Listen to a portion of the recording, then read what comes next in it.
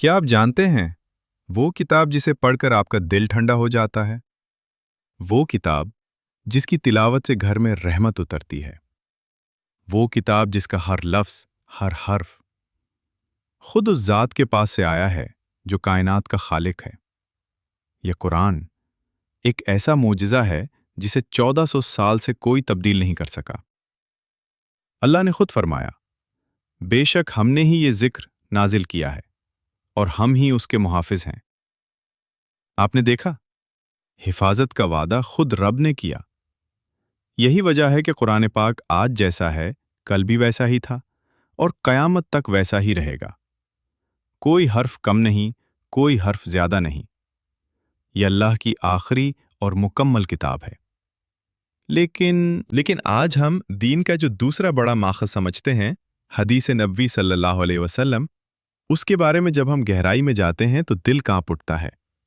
کیا آپ نے کبھی سوچا، حضور نبی کریم صلی اللہ علیہ وسلم کی وفات 632 میں ہوئی اور حدیثوں کی پہلی مستند کتابیں لکھی گئیں 850 کے قریب۔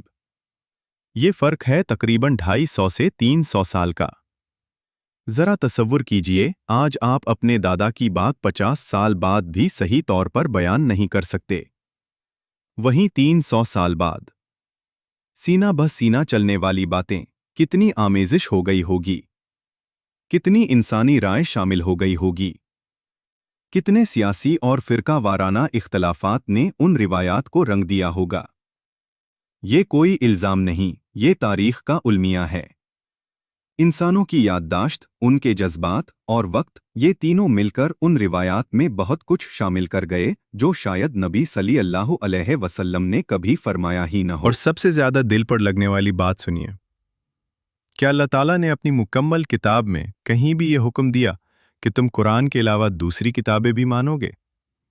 کیا نبی اکرم صلی اللہ علیہ وسلم نے اپنی زندگی میں کبھی یہ فرمایا کہ میری باتوں کو لکھ کر محفوظ کر لو؟ آپ نے خود سنا ہوگا کہ آپ صلی اللہ علیہ وسلم نے فرمایا تھا، میرے متعلق قرآن کے علاوہ کوئی چیز نہ لکھو، اور جس نے میرے متعلق قرآن کے علاوہ کچھ لکھا ہے اسے مٹا دے۔ صحیح مسلم۔ اس ذات والا صفات نے خود قرآن کو کامل اور مفصل قرار دیا، اور ہم نے اس کتاب قرآن میں کوئی چیز نہیں چھوڑی جسے بیان نہ کر دیا ہو۔ سورۃ الانعام 38۔ پھر سوچئے، جب قرآن مکمل ہے تو پھر 300 سال بعد لکھی گئی ان روایات کو اتنی اہمیت کیوں دی جاتی ہے؟ کیا ہم اس رب کے کلام پر بھروسہ نہیں کرتے جو کہتا ہے، میں نے سب کچھ بیان کر دیا؟ یہ ویڈیو آپ کو مناظرے کی دعوت نہیں دیتی، یہ آپ کو سوچنے کی دعوت دیتی ہے۔